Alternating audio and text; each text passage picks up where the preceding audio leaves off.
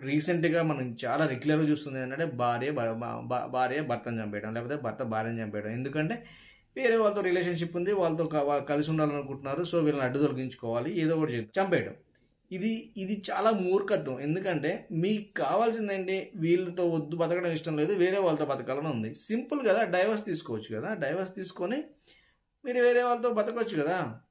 Adulteration అనేది తప్పేం కాదు మన దేశంలో. అది ఒక డైవర్స్‌కి మాత్రం ఉపయోగపడేది తప్పితే, మీరు బతకొచ్చు హ్యాపీగా బయటికెళ్ళిపోయి అది దాంట్లో మిమ్మల్ని ఎవరు రిస్ట్రిక్ట్ చేయరు. మీకు దాంతో బతకాలని లేదు. డైవర్స్ తీసుకొని హ్యాపీగెళ్ళి బతకొచ్చు గదా! ఇది పెద్ద ఇంత సింపుల్‌గా వెళ్ళే మ్యాటర్‌ని వాళ్ళని పిల్లల్ని చంపేసి, భర్తని చంపేసి, తర్వాత హ్యాపీగా ఎలా బతుకుతారండి? పిల్లల్ని, భర్తని అందరిని చంపేస్తే చట్టం ఏమన్నా చూసుకుంటూ ఊరుకుంటదా? పోలీసులేమన్నా పిచ్చోళ్ళా? న్యాయ వ్యవస్థ ఏమన్నా పిచ్చిదా? కంపల్సరీ పట్టుకుంటారు. ఎక్కడికెళ్ళినా పట్టుకుంటారు. అరెస్ట్ చేస్తారు. రిమాండ్ చేస్తారు. మీకు శిక్ష పడిపిస్తారు. మీకు అమృతాపన విషయం చూసుకోండి.